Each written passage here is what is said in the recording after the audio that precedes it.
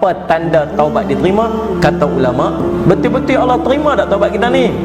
Ni yang kita duk istighfar ni, yang kita duk buat kebaikan ni, kita duk berhenti buat maksiat ni, kita azam tak mau buat lagi ni, kita sungguh-sungguh nak jadi baik ni, betul-betul Allah terima ataupun tidak? Tengok 4 tanda ni ada tak kat kita? Yang pertama, jika dia sudah dapat mengawal lidahnya daripada berkata dusta, ghibah dan kata-kata yang tak penting bagi dia. Dulu cakap mulut tak ada insurans, menyumpah seranah orang ikut suka dia, cakap maki hamun, cakap kasar, fitnah orang, kadang-kadang ribah, mengumpat. Kalau Allah terima taubat dia, dia akan berubah jadi orang yang menjaga perkataannya. Barang siapa beriman kepada Allah dan hari akhirat, maka dia akan cakap yang baik-baik saja. Kalau tak mampu, dia diam.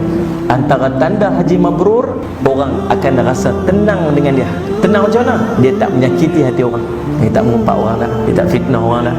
Kita kadang-kadang tak ada perasan, suka cakap pada orang. Kalau jumpa, dia nak sembang pasal orang. Yang kedua, apa dia?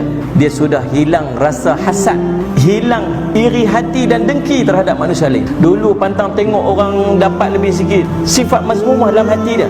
Tahu pasal apa ada benda ni? Pasal hati tengah tenggelam dalam dosa. Sifat mazmumah tak boleh nak keluar duduk kat dalam. Isteri dia duduk kat rumah, abang tengok tu tukang TV pula. Kita kata pergi kat dia lah, dia tukang TV. Orang jiran sebelah pun dia tukang TV. Kita duduk, abang tengok TV dia panjang kot tepi, TV kita panjang kot belakang. Dengki, dia pergi kat dia. Tak seronok, dia gelisah tengok kelebihan yang orang dapat. Kalau Allah ampun dosa dia, dia hilang benda ni. Tengah dengki buat apa sama-sama orang Islam? Tak sempurna iman seorang dari kamu sehingga dia kasih pada saudara dia sebagaimana dia kasih diri dia sendiri. Syarat kesempurnaan iman orang-orang mukmin ialah dia cinta kat saudara dia macam dia cinta diri dia sendiri. Lepas tu orang Islam tak patut dengki sama orang Islam yang lain. Yang ketiga, dia dijauhi daripada orang-orang fasik, orang jahat. Waktu kita zaman tak ingat dunia dulu ni tuan-tuan, siapa yang duduk sekeliling kita? Orang yang macam kita. Tapi bila kita nak berubah jadi baik, kita nak jadi baik, kita azam nak jadi baik, kita nak berubah, siapa yang duduk sekeliling kita? Allah akan gantikan sahabat-sahabat yang sesuai dengan keinginan dan jiwa kita yang kita nak buat. Ulama kata, bila kita buat dosa, Allah akan jauhkan orang baik daripada kita. Maka kita akan dijauhkan daripada orang-orang yang baik-baik, orang-orang yang soleh.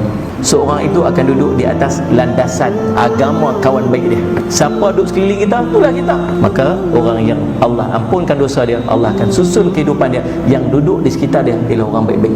Kita duduk dengan orang baik bukan sebab kita baik tuan-tuan, sebab kita tahu kita tak baik. Sebab tu kita nak duduk dengan orang baik. Kita malu nak buat maksiat sebab yang duduk sekeliling kita ialah orang baik. Dan yang keempat, yang terakhir, apa dia? Dia sentiasa beristighfar, menyesali dosa-dosanya yang lalu serta bersungguh-sungguh melakukan ibadat terhadap Tuhan dia. Lagi Allah ampun dosa dia, lagi dia minta ampun, lagi dia minta ampun, lagi dia Allah ampun dosa, lagi dia minta ampun. Tahu pasal apa? Sebab hatinya dah bersih dan dia mula rasa dosa. Dulu hati dia tenggelam dalam dosa, dia tak berasa berdosa, sebab tu dia kurang istighfar. Tapi bila hati dah bersih daripada dosa, dah jernih dah, waktu tu setiap dosa dia berasa. Makin bertambah ibadat, makin bertambah ibadat. Ni 4 tanda Allah mengampunkan dosa dan Allah telah menerima dosa, menerima taubat seseorang.